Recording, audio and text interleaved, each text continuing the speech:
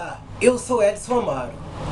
No início de fevereiro de 2013, eu fiz um vídeo chamado Que República é essa?, em que eu falo das contradições da República Brasileira. E eu falo de democracia nesse vídeo, falando de isonomia e isegoria, que são as ideias básicas de qualquer Estado que queira se dizer democrático, seja ele monarquia ou república. Bem, isegoria quer dizer que você tem o direito de fazer o que eu estou dizendo agora.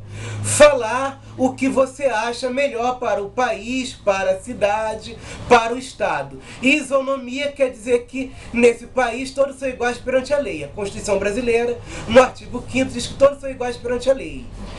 Isso é típico dos estados modernos, porque na Idade Média, eu posso dar o exemplo de quando os árabes invadiram a Península Ibérica, aquela parte da Europa onde estão hoje Portugal e Espanha, que eles concederam liberdade religiosa aos judeus e aos cristãos, mas eles não eram iguais perante a lei.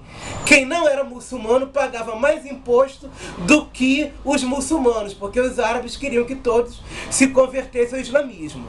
Vem a Revolução Francesa e propõe a separação entre igreja e Estado e a igualdade para todos, combatendo os privilégios da nobreza, do clero, etc. E os estados modernos pregam a isonomia. Tanto que se você resolve adotar uma criança, você não passa a ter um filho adotivo, você passa a ter um filho. Não há perante a lei diferença entre filhos naturais e filhos adotivos.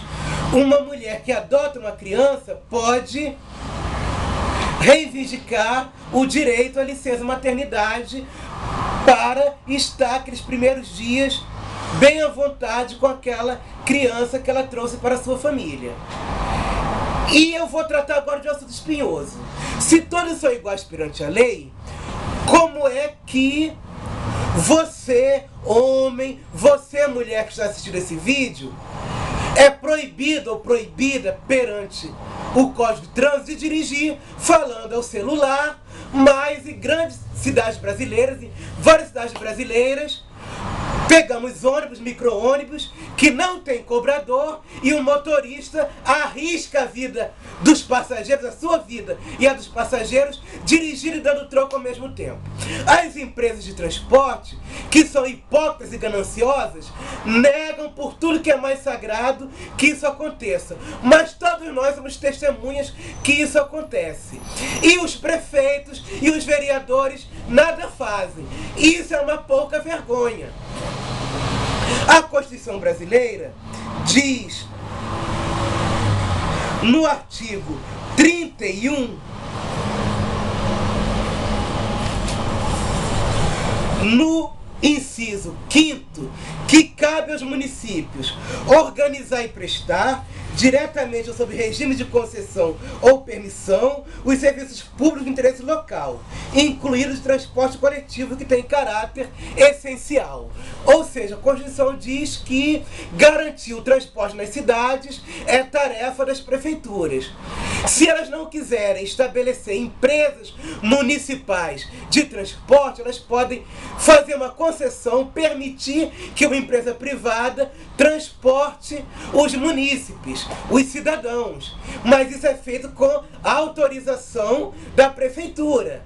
Bem, se na sua cidade a sua vida está em risco, porque não há cobradores e porque os motoristas fazem dupla função, cobre do prefeito e dos vereadores. Pergunte por que eles fazem vista grossa, por que eles fecham os olhos, por que eles tapam os ouvidos, por que eles se calam, por que eles se omitem, por que eles consentem nesse abuso que coloca a sua vida em risco.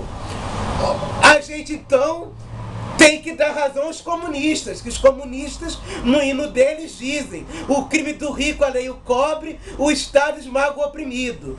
Não há direito para o pobre e ao rico, tudo é permitido.